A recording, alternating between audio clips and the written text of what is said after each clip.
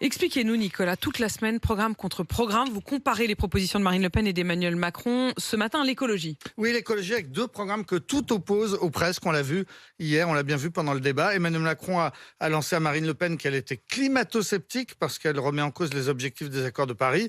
Vous êtes climato-hypocrite, lui a répondu Marine Le Pen en dénonçant un changement de pied sur le nucléaire et en ajoutant vous êtes le pire de l'écologie punitive. Les deux candidats ont un profond désaccord sur les éoliennes et ils y ont passé pas mal de temps. Oui, Marine Le Pen les trouve moches, chères et peu efficaces. Elle propose tout simplement de les démonter progressivement, en commençant par les plus anciennes. Elle suspendrait tout de suite les subventions. Elle instaurerait aussi un moratoire sur l'installation des nouveaux sites de panneaux solaires. C'est donc un vrai coup d'arrêt au développement de ces deux énergies dites propres, l'éolienne et le solaire. Emmanuel Macron juge que c'est une aberration. Il propose au contraire un développement massif de l'éolien, la création de 50 parcs en mer, multiplié par 2 le nombre d'éoliennes terrestres, par 10 le parc solaire, pour arriver à 50% d'énergie renouvelable d'ici à 2035. En revanche, les deux candidats sont d'accord sur le nucléaire. Oui, d'accord sur l'essentiel. Ils souhaitent l'un et l'autre recenser le nucléaire avec les centrales EPR de 3e génération, alors qu'on n'a toujours pas fini de construire la première. Emmanuel Macron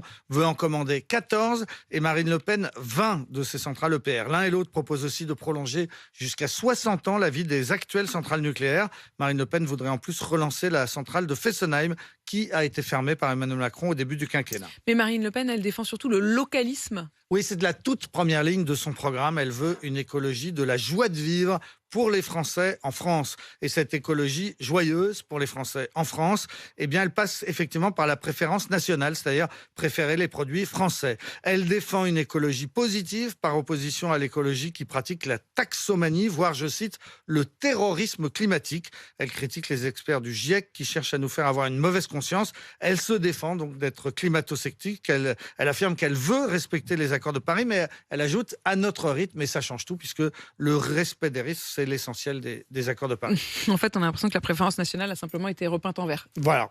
Emmanuel Macron, lui, a franchement verdi son programme, justement, mais dans l'entre-deux tours. Voilà, c'est ce que Marine Le Pen a appelé un changement de pied, puisqu'il y a eu ce discours entièrement consacré samedi à l'environnement à Marseille. Il a multiplié les promesses. Le Premier ministre qui serait aussi chargé de l'écologie, les 140 millions d'arbres plantés, soit 2 arbres par Français, et puis aussi cette invention d'une fête de la nature en mai. C'est trop beau. Voilà, c'est trop beau. Sauf que ça existe déjà depuis 16 ans.